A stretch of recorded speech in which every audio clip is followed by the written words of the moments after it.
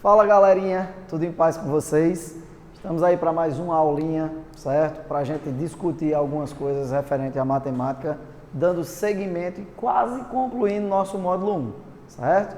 Então, quem está me acompanhando aí nas redes sociais, ainda tem mais TikTok por aí, viu? Para animar a quarentena de vocês. Meu Deus do céu, isso é coisa de doido essa quarentena. Mas vamos lá. Pessoal, razão e proporção, tá pessoal? Razão e proporção, a gente tem o seguinte, é um dos assuntos muito recorrentes da prova do Enem. Se você acompanha o que a gente coloca lá no módulo, as competências e habilidades, você vai ver em razão e proporção a competência 3 e competência 4, certo? Claro, vamos entender o que é uma razão para que você entenda por que cai tanto no Enem. Razão e proporção é um dos assuntos mais decorrentes da prova, mais recorrentes da prova, certo? Então, aparece demais na prova. E por quê?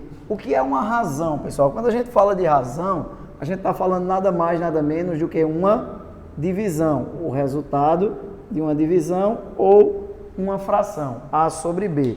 Que a gente diz o seguinte aqui, a leitura disso aqui não é nem A sobre B, é A está para B. Se liga nessa parada de A está para B.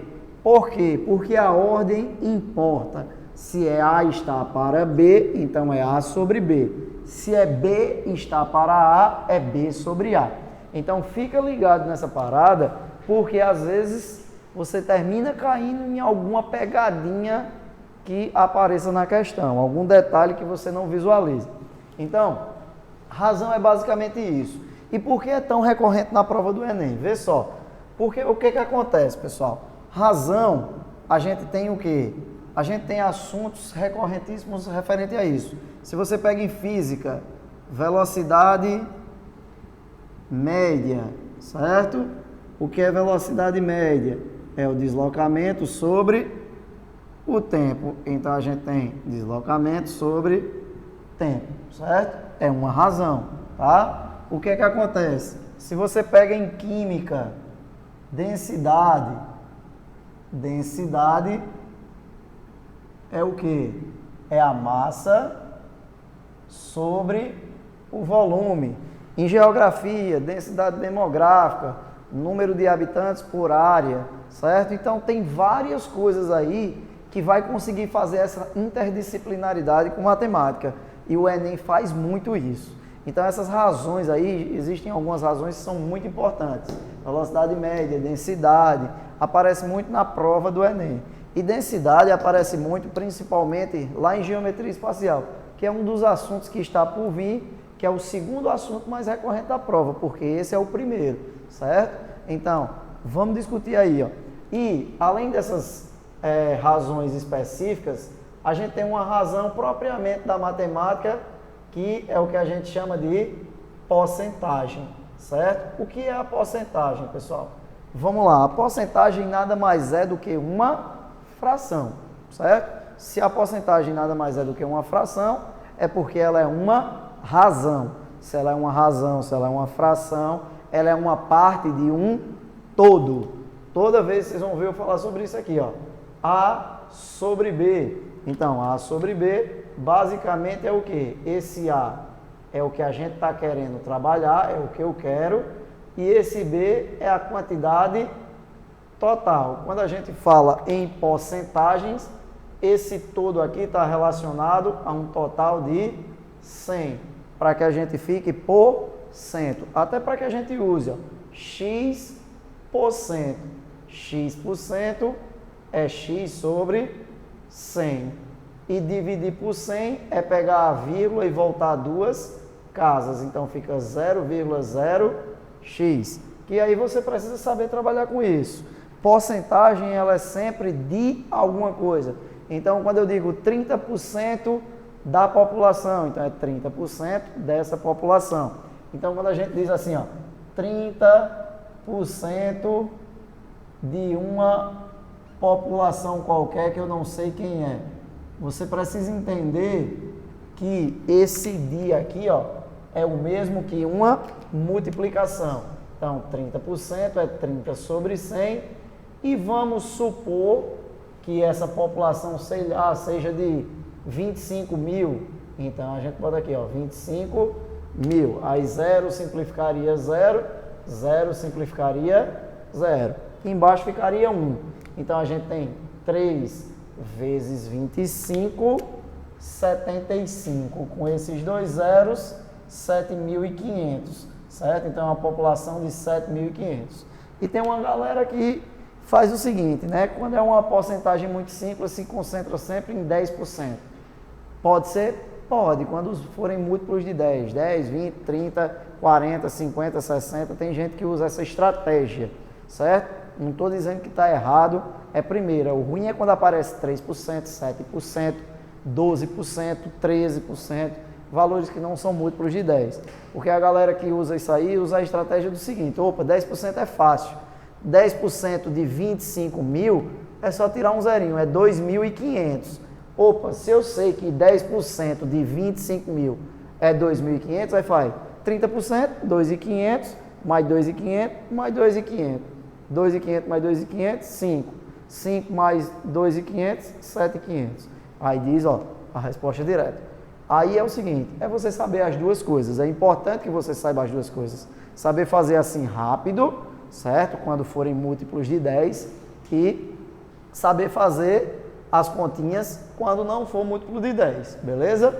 A gente precisa trabalhar no âmbito geral, até porque a gente não tem como adivinhar quais são as questões que estão por vir na prova, certo?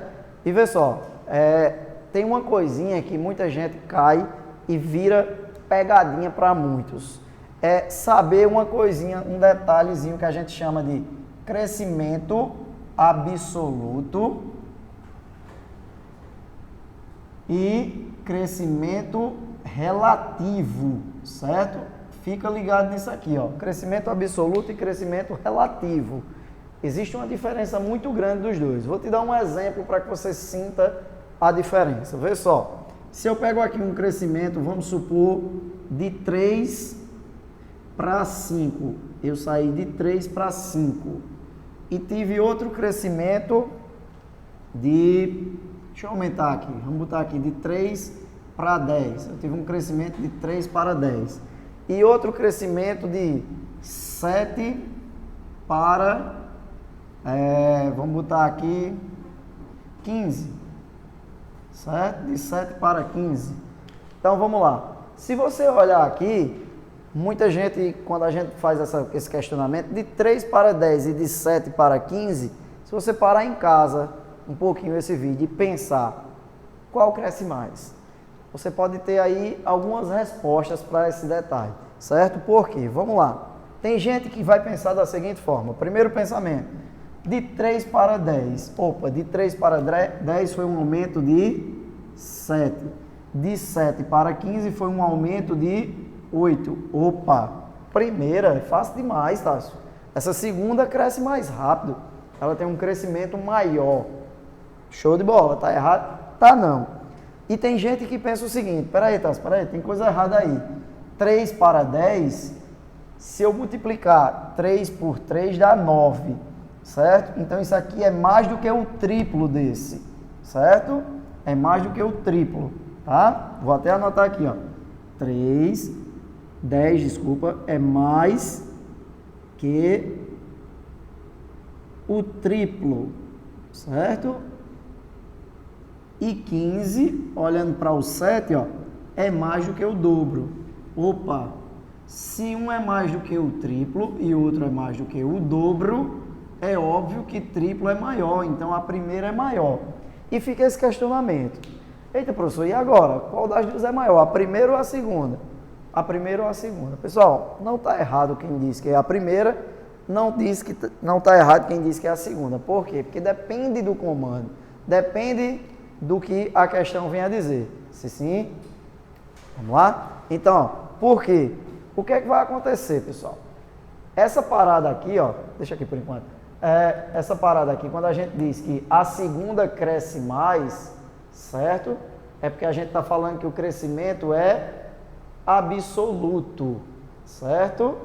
A gente está falando de crescimento absoluto. Ele cresceu mais absolutamente, certo? Quando a gente fala que mais que o triplo, nesse caso aqui, ó, que a primeira cresceu mais, a gente está falando de crescimento relativo. Quando a gente fala de crescimento relativo, a gente está tratando de porcentagem, beleza? Então, professor, mas como é que a gente calcula a porcentagem desse crescimento? Vamos lá. Vê só, a gente tem duas opções para esse cálculo. Primeiro, tem gente que usa essa daqui, ó, novo sobre velho. Vou até botar o nome todo. Novo sobre velho. Certo? Tem gente que prefere essa daqui, eu vou te explicar como é que a gente trabalha com isso. E tem gente que prefere o seguinte: novo menos o valor velho dividido pelo valor velho, certo? E, claro, se você quer cair direto na porcentagem, multiplique sempre o valor aqui de cima, o numerador, por 100. Aí você já vai cair direto em porcentagem. Aí o que é que acontece? Se esse nosso valor der maior que 100%, é porque houve um aumento. Um aumento de quanto, professor? Exatamente de quanto passar de 100%. Como assim? Se der 130%, então foi um aumento de 30%. Se der 180%, um aumento de 80%. Professor, deu 315%. Então, vamos lá. Quanto é que 315 ultrapassa 100? 215. Então, foi um aumento de 215%, certo? Quando esse valor é menor do que 100%, aí nós tivemos um desconto, certo? E esse desconto, como é que a gente trabalha? Esse desconto é exatamente o que faltou para chegar em 100%. Por exemplo, a gente fez todo o cálculo, deu 90%, certo? Deu 90%, eu sei que é menor do que 100%, então houve desconto. Se houve desconto, falta quanto para chegar em 100%? 10%. Então, foi um desconto de 10%, beleza? Então, é sempre trabalhando nessa estratégia, tá? Quando você usa essa fórmula aqui, é a mesma coisa, tá, pessoal? Tanto faz o que é que você vai usar. Aí fica a teu critério. Só que aqui o que é que acontece? Se você usar essa daqui, aí ele vai dar positivo ou negativo.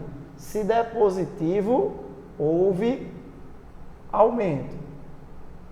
Se der negativo, houve desconto, certo? Vou usar como exemplo essa parada que a gente fez. Tá pegando aqui, tá?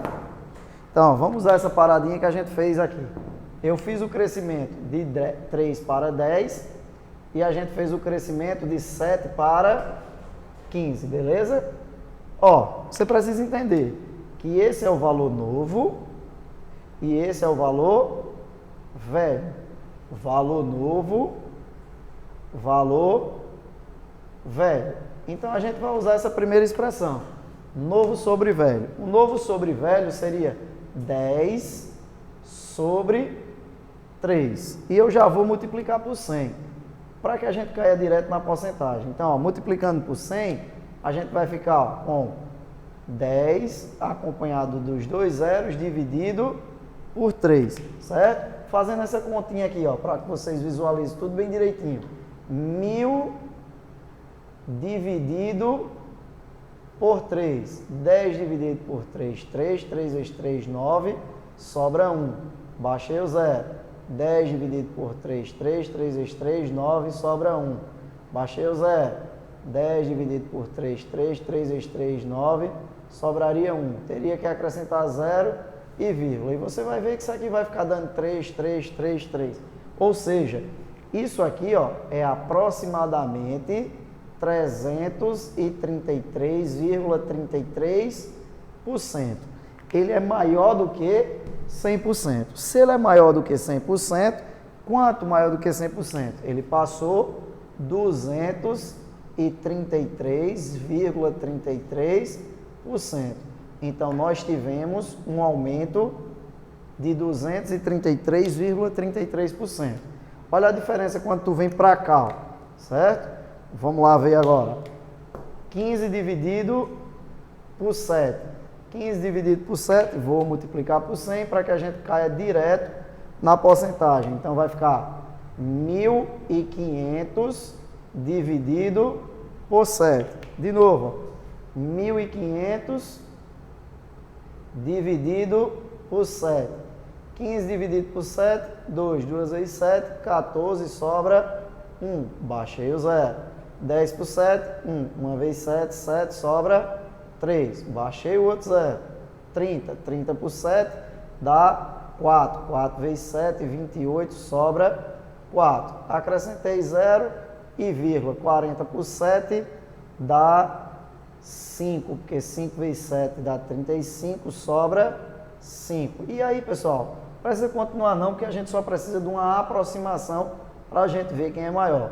214,5% aproximadamente. A gente já sabe que passou de 100%, teve um aumento. Um aumento de quanto?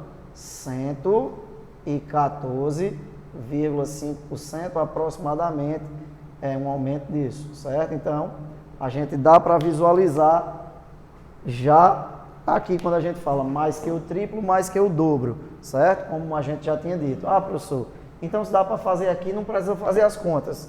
Pessoal, vai depender da questão. Se a questão pedir só para avaliar isso aí, realmente não precisa fazer as contas. Por exemplo, eu já vi uma questão que ele falava do crescimento religioso.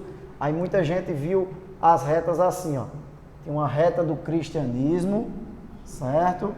Uma reta do islamismo e lá embaixo, islamismo, e lá embaixo tem uma reta do judaísmo que estava assim, ó, certo? Aí muita gente fez o seguinte, ó, oxente, o cristianismo, a reta do cristianismo está crescendo muito mais rápido, foi lá e marcou o cristianismo e não se ligou nos valores e no comando da questão. Se você subtraísse o final do inicial, você ia ver que o cristianismo crescia mais rápido. Mas a pergunta na questão foi de crescimento relativo. Aí é ter cuidado. Relativo é porcentagem, tem que se ligar nisso. Aí era mais ou menos assim, tinha 1.500 cristãos aqui num determinado ano e ele passou para 2.600. Aí aqui tinha 1.300 do islamismo e subiu para 2.200, certo? E aqui tinha 1, subiu para 2, certo? Isso parece que era em milhares. O que é que acontece, pessoal? O judaísmo cresceu relativamente mais. Por quê? Se eu cresço de 1 para 2, eu dobrei o valor. Se dobrou o valor, ele cresceu 100%. Se não dobrou o valor, porque para dobrar tinha que chegar em 3.000, isso aqui é menor do que um crescimento de 100%. E se não dobrou o valor, isso aqui é um crescimento menor do que 100%. Então, o que é que acontece? O judaísmo era quem mais crescia. Isso se chama de trabalhar com proporcionalidade, certo, pessoal? Que é o próximo assunto que a gente vai discutir agora, tá? Então, eu vou pedir para meu assistente de palco virar a câmera para cá e apagar ali o restinho do quadro para eu emendar e chegar lá. Vamos lá? Então, pessoal, discutir proporção, pessoal, aí vocês precisam entender o seguinte: proporção, ela só existe quando o quê? Quando existe apenas as operações de multiplicação e divisão. Apareceu adição e subtração, morreu proporção, certo? E existem duas situações que é importante que você se ligue. Primeiro, grandezas diretamente proporcionais e grandezas inversamente proporcionais. Fica ligado agora. Vamos discutir só diretamente por enquanto. Vamos lá. O que é que acontece? Diretamente proporcional, a gente está dizendo o seguinte: se eu tiver uma sequência de valores A, B e C e outra sequência de valores X, Y e C ou e Z, certo? O que é dizer que eles são diretamente proporcionais? É dizer que cada um está para o seu respectivo. Como assim, professor? A está para X, assim como B está para Y, assim como C está para Z. Assim como existe uma constante de proporcionalidade que a gente chama de K, certo? Tássio, como é que a gente vai resolver isso?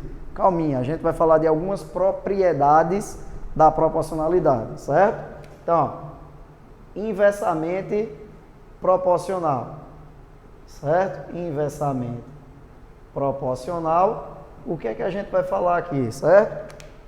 A, vou pegar a mesma sequência, tá? A está para o inverso de X, então A está para 1 sobre x, assim como B está para o inverso de y, assim como C está para o inverso de z, que existe uma constante de proporcionalidade K. O que é que acontece, pessoal?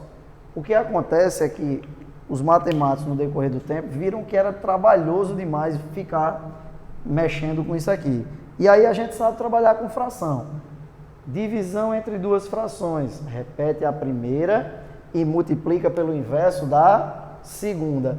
Então a gente vai ficar com A vezes o inverso de 1 sobre x, é x sobre 1, que é a mesma coisa de x.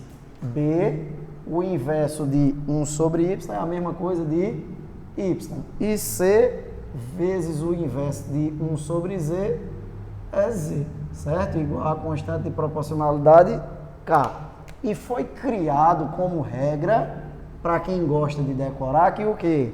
Que dividindo é diretamente, multiplicando é inversamente. Aí você se rebenta em alguns momentos, certo? Por quê?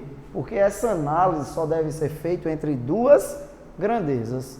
Por exemplo, você pega lá a força gravitacional. Então a gente tem força é igual a gravidade multiplicado pelas massas dos corpos dividido pela distância ao quadrado. Aí você diz, que merda é essa, professor? Certo? Vamos lá. G é uma constante gravitacional. Então ela é constante, ela não atrapalha a nossa conta.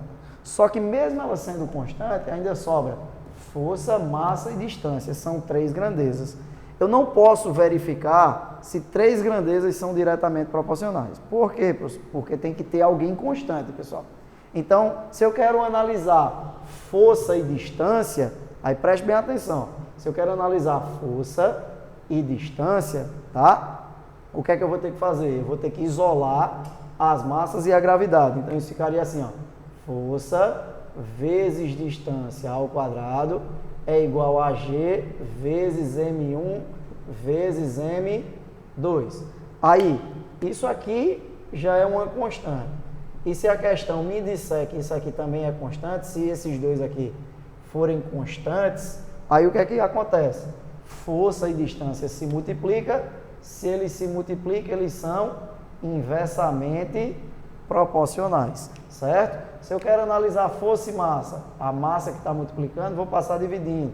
Aí ficaria força sobre M1 vezes M2 igual a G sobre D ao quadrado. G é uma constante de gravidade, certo? E se D, que é a distância, também for uma constante, que a questão vai dizer isso, aí força dividido por massa, a força e a massa são diretamente proporcionais. Isso ajuda em quê? Ajuda, pessoal, de tu saber que quanto maior a distância, menor a força. Quanto menor a distância, maior a força. Quanto maior a massa, certo? Maior a força. Quanto menor a massa, menor a força, certo? Então, isso te auxilia nesse sistema aí, tá? Então, para a gente falar das propriedades de proporção e a gente praticamente finalizar a nossa aula, a gente precisa entender que a proporção nada mais é do que uma igualdade entre duas frações, certo? E até para a gente entender as coisas. Eu escuto o povo falar, caramba, apareceu igualdade entre duas frações. Faz cruz credo, eu digo cruz credo, só se for cruz credo. Pessoal, pelo amor de Deus, vamos entender as coisas, certo? Até para facilitar tuas ideias de aprender as propriedades. O que a gente diz cruz credo é fazer isso aqui, ó. Propriedade dos meios pelos extremos, certo? O produto dos meios é igual ao produto dos extremos. O problema é que muita gente não sabe nem quem é meio, nem quem é extremo. Isso vai ajudar lá quando a gente for falar do Teorema de Tales. Olha a leitura disso aqui. A gente diz que A está para B, certo? Quando a gente diz que A está para B, é porque a gente está dizendo que isso aqui é uma razão. Assim como C está para B, certo? O que significa isso, Tássio? Pronto, é só você ler aí o texto que você vai conseguir entender quem são os meios e quem são os extremos. Ó, A está para B, assim como C está para D. Quem começa e quem termina a nossa história? A começou, D terminou. Então, isso significa que A e D são os extremos, certo? E quem está pelo meio da nossa conversa? Quem está pelo meio da nossa conversa é B e C, certo? Então, a gente está dizendo que B e C são os meios, certo? Então, quando a gente diz que aplicou a propriedade dos meios pelos extremos, é porque a gente está dizendo isso aqui, pessoal. Ó, A está para B, assim como C está para D. A gente já vai falar da nossa primeira propriedade. Quem são os meios? B e C. Então, o produto dos meios é igual ao produto dos extremos, certo? Beleza. Ah, professor, cruz credo funciona. Funciona. Só que a segunda e a terceira propriedade, ela vai te dizer o quê? A troca dos meios ou a troca dos extremos não altera a proporção. Ferrou, né? Ó, se eu trocar os extremos, se eu trocar de lugar os extremos, vai ficar D sobre B igual a C sobre A. Essa proporção ainda vai continuar sendo válida. Já já eu exemplifico e tu vai entender o que eu estou dizendo.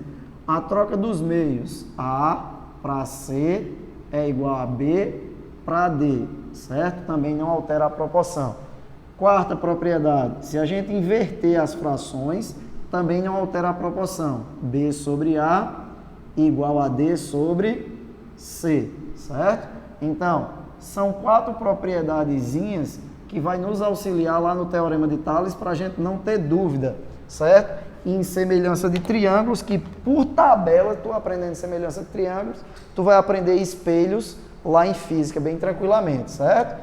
E quinta propriedade, o que é que acontece, certo? A soma dos numeradores e a soma dos denominadores não altera a proporção. Então, eu posso dizer que A mais C sobre B mais D continua sendo proporcional a A para B e continua sendo proporcional a C para D, certo? Essa proporcionalidade aqui, essa propriedade, a gente usa muito num negócio chamado de regra de sociedade, certo? O que é regra de sociedade, Tassi? Você vai ver eu resolver algumas questões sobre isso daqui. É quando ele diz que determinada pessoa aplicou um determinado valor, sei lá, 5 mil e outra aplicou 3 mil. A empresa teve um lucro de 50 mil, como é que vai ser distribuído? Claro, quem investe mais, lucra mais. Quem investe menos, lucra menos. As grandezas têm que ser diretamente proporcional até para ser justo, né? Então, é isso que a gente usa em regra de sociedade. Exemplificando o que eu estava dizendo. Se eu uso aqui, ó, 1 está para 2, 2 está para 4. Essas duas razões são proporcionais? São. Por quê? 1 sobre 2 ou 2 sobre 4, os dois indicam a mesma coisa, indica metade, indica 0,5, certo? Se você usar decimal, que eu não aconselho muito trabalhar com números decimais não, mas vamos lá. O que é que acontece? 1 sobre 2, 2 sobre 4. Vamos aplicar a primeira propriedade, a propriedade dos meios pelos extremos. Quando eu botar aqui, ó, 2 vezes 2, que são os meios, é igual a 1 vezes 4. 2 vezes 2, 4. 1 vezes 4, 4. Certo? Elas vão dar iguais. Segunda, trocar de lugar os extremos. Se eu trocar de lugar os extremos, vai ficar quem? 4 sobre 2 e 2 sobre 1. Alterou alguma coisa? Não, porque continua dando 2 e 2. A proporcionalidade continua sendo válida. Terceiro, se eu trocar de lugar os meios, pessoal, pelo amor de Deus, trocar de lugar 2 e 2, vai continuar 1 sobre 2 e 2 sobre 4, não muda nada. Quarta, a quarta situação aí, certo? A quarta aqui, ó, tá? Inverter as duas frações. Se eu inverter, vai ficar 2 sobre 1 e 4 sobre 2. E a quinta, se eu pegar, ó, a gente tinha 1 sobre 2 igual a 2 sobre 4. O que foi que eu disse na quinta, que eu considero a mais importante aí pra gente? Então, ó, se eu somar os numeradores e somar os denominadores, eles continuam proporcionais. 1 mais 2, 3. 2 mais 4, 6. 3 sobre 6 continua dando metade, 0,5. E você que não tem muita coisa para fazer na quarentena, se quiser passar a vida somando, ó, 1 mais 2, 3, 3 mais 3, 6, 2 mais 4, 6, 6 mais 6, 12, metade de novo. E vai passar aí o dia todo dando metade, certo? Então essa regrinha de sociedade ela é importante demais para que vocês consigam resolver algumas questões, beleza? Então na próxima aula aí da gente, a gente vai discutir a parte final de porcentagem para encaixar em matemática financeira nas noções básicas, beleza? Aquele abraço, tchau, tchau, até a próxima.